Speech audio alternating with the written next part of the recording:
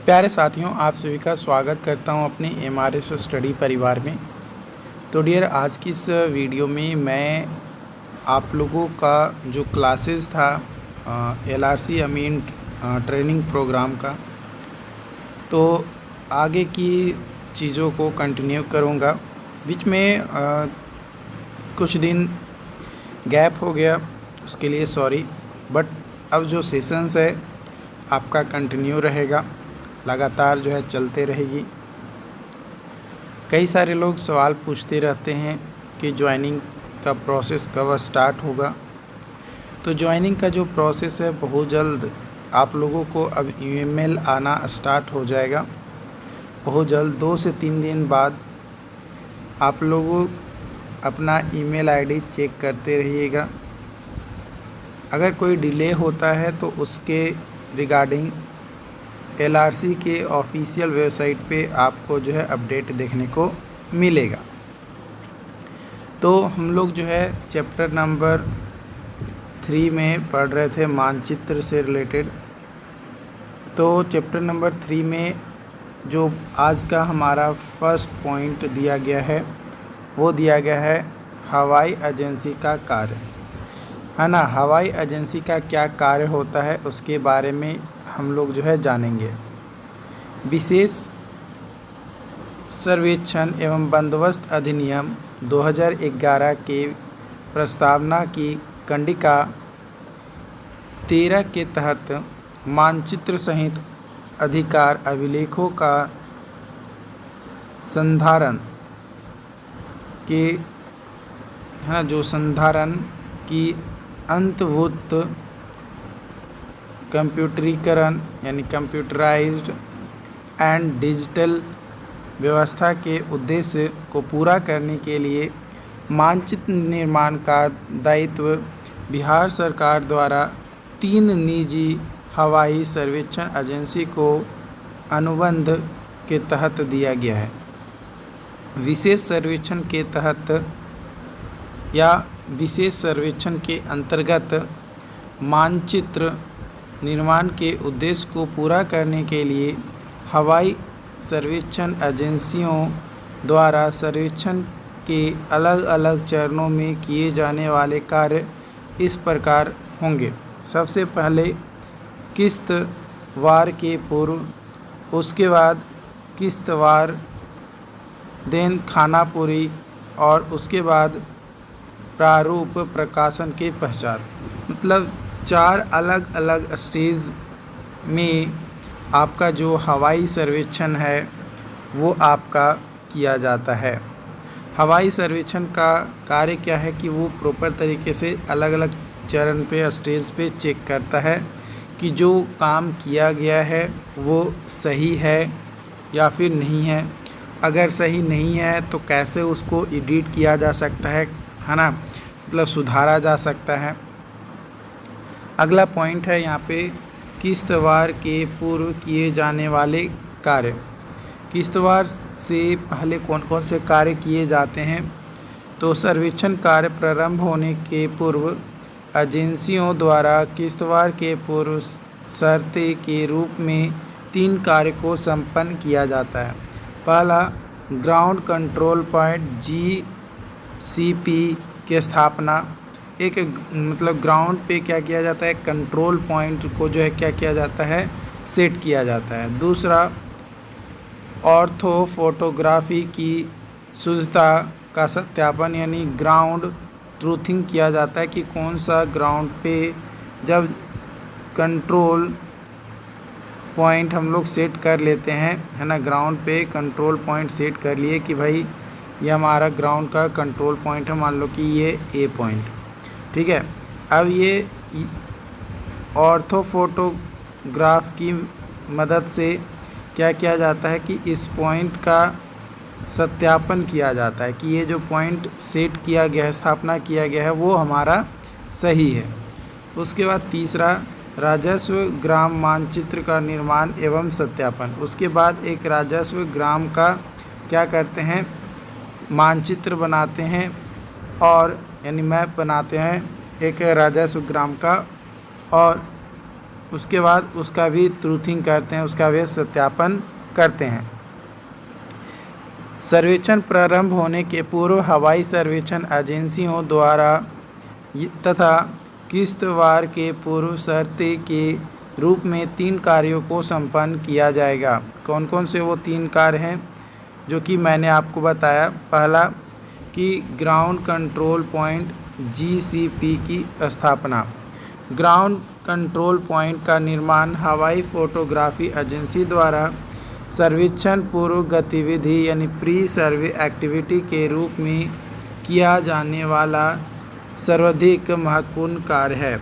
हवाई सर्वेक्षण एजेंसी को DGPS की सहायता से सर्वे ऑफ इंडिया द्वारा स्थापित ग्राउंड कंट्रोल पॉइंट से इंटरलिंक करते हुए प्राइमरी, सेकेंडरी और टर्सरी कंट्रोल पॉइंट यदि आवश्यक हो तो उसका नेटवर्क तैयार करना तथा एक ऐसा इमेज ऑर्थोफोटो तैयार किया जाना है जो धरातलीय वास्तविकताओं की हूबहू प्रकृति हो। मतलब जो एक्चुअल में जैसा दिखता है वैसा ही दिखना चाहिए। इसे ही ऑर्थो फोटोग्राफ भी कहा जाता है। यह सुनिश्चित किया जाता है कि जो फोटोग्राफ का स्केल मानचित्र की तरह सभी सही समान हो ताकि प्लॉट की पैमाइश तथा स्थान को चिन्हित करने में इसका उपयोग किया जा सके। मतलब जो वैसा पॉइंट को रखा जाता है, कंट्रोल पॉइंट बनाता है जो हूबहू हो और वास्तविक में जो दिखता है वैसा ही वो हमारा हो। तो ये चिन्हित करने में जो है इसका उपयोग किया जा सके। हवाई सर्वेक्षण एजेंसी द्वारा प्रत्येक ग्राम में ऐसे 2 ग्राउंड कंट्रोल पॉइंट या मुस्तकिल की पहचान की जानी है तथा चिन्हित किया जाता है जो अस्थायी संरचना के रूप में हो एवं जिसे 30 से 40 वर्ष तक नष्ट होने की संभावना नहीं हो। मतलब एक वैसा ही पॉइंट होना चाहिए जो उसका 30 से 40 साल तक वो टच से मस ना हो, है ना। ऐसा भी पॉइंट देखा जाता है, तभी उसको ग्राउंड कंट्रोल पॉइंट या मुस्तकिल बनाया जाता है। सर्वेक्षण कार्य अंतर्गत ग्राउंड कंट्रोल पॉइंट एक महत्वपूर्ण एवं अस्थायी आकृति है जिन्हें सर्वेक्षण कार्य की समाप्ति के उपरांत भी उपयोग में लाया जाता है। ग्राउंड कंट्रोल पॉइंट के निर्माण हेतु स्थल चयन, है ना। कैसे पता करेंगे कि कौन से स्थल को हमें जो है ग्राउंड कंट्रोल पॉइंट बनाना है। तो भूमि सर्वेक्षण कार्यक्रम के अंतर्गत ग्राउंड कंट्रोल पॉइंट भविष्य के लिए महत्वपूर्ण धरोहर है। ऐसी संरचनाओं के निर्माण के लिए आवश्यक है कि स्थल चयन इस प्रकार किया जाए ताकि इनके क्षतिग्रस्त होने की संभावनाओं को समाप्त किया जा सके। इसके लिए स्थापित किए गए कोऑर्डिनेट यानी अक्षांतर और देशांतर में कोई बदलाव नहीं आए। इसके लिए स्थान चयन के क्रम में सरकारी कार्यालय के परिसर जो निम्न विवरणी के अनुसार होंगे की अधिमानता दी जाती है। आपको पता है कि जो गवर्नमेंट का कार्यालय होता है वो जल्दी चेंज नहीं होता है, लंबे टाइम तक वो रहता है। इसलिए गवर्नमेंट की चीज़ों को जो है यहाँ पे लिया जाता है as a ground control point के तौर पे, जो कि जैसे संग्रहालय परिसर पुलिस अधीक्षक कार्यालय परिसर, अनुमंडल कार्यालय परिसर, पुलिस थाना परिसर, अंचल या प्रखंड कार्यालय परिसर, पंचायत भवन परिसर, उच्च माध्यमिक विद्यालय परिसर, माध्यमिक विद्यालय परिसर, मध्य विद्यालय परिसर, प्राथमिक विद्यालय परिसर, ये चीज़ें आपके हैं। सर्वेक्षण कार्य के अंतर्गत जो ग्राउंड कंट्रोल पॉइंट है वो काफ़ी महत्वपूर्ण होता है। परवर्ती चरण में निर्मित होने वाले मानचित्र की शुद्धता का आधार ग्राउंड कंट्रोल पॉइंट का नेटवर्क ही होता है। इनको पहचानने, चिन्हित करने और मॉन्यूमेंट करने में अत्यधिक सावधानी बरतने की आवश्यकता होती है। सर्वेक्षण के पश्चात भी इनका उपयोग मापी आदि कार्यों की आवश्यकता होता है। Digital India land records modernisation programme DILRMP के दिशा निर्देश गाइडलाइंस चैप्टर 2B के तहत ग्राउंड कंट्रोल पॉइंट का घनत्व निम्न रूप से प्रस्तावित किया गया है। मतलब आपका गाइडलाइंस जो है वो दिया गया है, उसके तहत डायमेंशन दिया गया है कि जो GCP यानी ग्राउंड कंट्रोल पॉइंट का क्या डायमेंशन होना चाहिए वो, जिसका अन्य राज्य द्वारा भी हाइब्रिड सर्वेक्षण तकनीक के लिए अनुसरण या फिर अनुपालन किया जा रहा है। बात किया जाए PCP तो 16x16 kilometre, SCP 4 kilometre × 4 kilometre, TCP 1 kilometre × 1 kilometre लिया जाता है। जो DILRMP गाइडलाइंस है या चैप्टर 2B के अनुसार सभी ग्राउंड कंट्रोल पॉइंट का उपयोग ऑर्थोफोटोग्राफ संबंधित उद्देश्यों और मानचित्र की शुद्धता के लिए किया जाता है। बाद में इसी GCP यानी ग्राउंड कंट्रोल पॉइंट का जो है अस्थायी मापी के लिए संदर्भ के रूप में उपयोग किया जाता है। दायित्व है कि ऐसी एजेंसी के द्वारा 16 किलोमीटर × 16 किलोमीटर वाला GCP, जिसे MOU के अंतर्गत SCP के रूप में दर्शाया गया है, का मॉन्यूमेंटेशन अनिवार्य है, जबकि अन्य सभी ग्राउंड कंट्रोल पॉइंट का ऑब्जर्वेशन और मॉन्यूमेंटेशन आवश्यकता आधारित रखा गया है।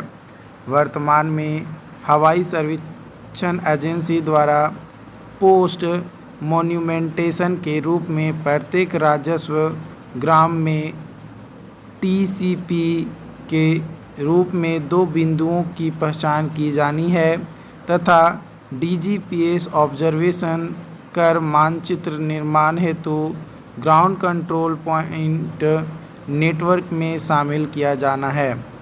वर्तमान में भू अभिलेख एवं परिमाप निदेशालय द्वारा ग्राउंड कंट्रोल पॉइंट के लिए लगाए जाने वाले पिलरों की स्थान पर ग्राम में किन्हीं 2 सार्वजनिक उपयोग में अस्थायी बिंदुओं को ग्राउंड कंट्रोल पॉइंट हेतु चिन्हित किया जाना है। मतलब जो विशेष सर्वेक्षण अपना हो रहा है ना, तो वर्तमान में जो भू अभिलेख परिमाप है वो क्या कर रही है, वही किसी भी ग्राम में 1-2 वैसे भवन को या स्थान को सिलेक्ट करता है या करना होता है फॉर ग्राउंड कंट्रोल पॉइंट के लिए, जो सार्वजनिक तौर पे यूज किया जाता है, जैसे मतलब विद्यालय हो गया या फिर ग्राम पंचायत हो गया। इस तरीके से जो सार्वजनिक मतलब गवर्नमेंट पर्पस के लिए, पब्लिक पर्पस के लिए यूज किया जाता है। ओके। ऑर्थो फोटोग्राफ का शुद्धता का सत्यापन यानी ग्राउंड ट्रूथिंग एवं सुधार। बिहार विशेष सर्वेक्षण अधिनियम 2011 की प्रस्तावना की कंडिका 11 और अध्याय 2 की धारा 6 की उपधारा 1 तथा नियमावली 2012 के अध्याय 5 के नियम 7 के आलोक में सरजमीनी सत्यापन या स्थल सत्यापन यानी ग्राउंड ट्रूथिंग हाइब्रिड सर्वेक्षण पद्धति में अपनाई जाने वाली अनिवार्य प्रक्रिया है। ग्राउंड कंट्रोल पॉइंट की स्थापना के पश्चात हवाई फोटोग्राफी से किए जा रहे सर्वेक्षण में ट्रायंगुलेशन एवं जियो रेफरेंसिंग का काम चयनित एजेंसी द्वारा अपनी प्रयोगशाला में किया जाता है। अतः यह आवश्यक है कि जो ऑर्थोग्राफ तैयार किया गया है उसका सत्यापन ज़मीनी हकीकत के साथ अनिवार्य रूप से कर लिया जाए। यह कार्य ऑर्थो इमेज से संबंधित डिजिटाइजेशन द्वारा किया जाता है। इसलिए ऑर्थो फोटोग्राफ की शुद्धता की जांच अनुवर्ती मानचित्र निर्माण की शुद्धता के लिए अपरिहार्य है। इस बिंदु पर आश्वस्त होना प्रासंगिक होगा कि ऑर्थो फोटोग्राफ की जियो रेफरेंसिंग एवं सुधार के लिए CP, PCP, SCP and TCP गांव में DGPS ऑब्जर्वेशन के साथ चिन्हित किए जाने वाले 2 बिंदु का उपयोग किया जाएगा। ऑर्थो फोटोग्राफ पर किए सी 2 स्थायी पिक्चर की दूरी 1 किलोमीटर से अधिक तथा ज़मीन पर ठीक उसी पिक्चर के बीच ETS इलेक्ट्रॉनिक टोटल स्टेशन से मापी गई दूरी का अंतर किसी भी अस्थायी या किसी भी स्थिति में आबादी या बस्ती में 10 सेंटीमीटर या खुले क्षेत्र में 20 सेंटीमीटर से अधिक नहीं होना चाहिए। इस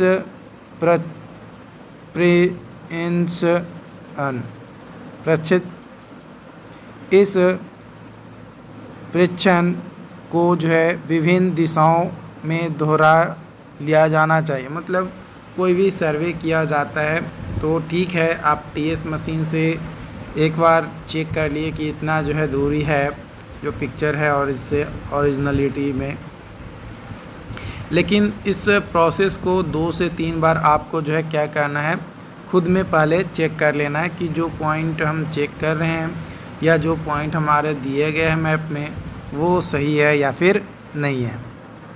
दूसरी पद्धति के रूप में किसी भी नियत बिंदु का ऑर्थो फोटो पर का निर्देशांक XY तथा उसी बिंदु का ज़मीन पर DGPS द्वारा ऑब्जर्वेशन किए गए XY का अंतर आबादी या बस्ती में 10 सेंटीमीटर या बाहर में खुले क्षेत्रों में 20 सेंटीमीटर से अधिक नहीं होना चाहिए।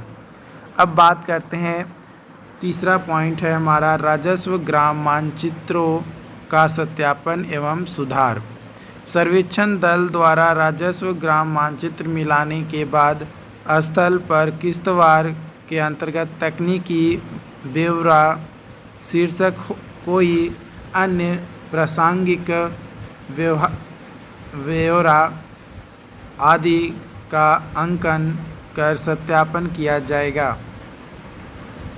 बंदोबस्त कार्यालय का उत्तरदायित्व होगा कि किश्तवाड़ प्रारंभ करने के पूर्व राजस्व ग्राम के मानचित्र पर लंबी दूरी वाले दो बिंदु के बीच उपयुक्त के आलोक में ज़मीनी दूरी एवं मानचित्र की दूरी की तुलना कर लें।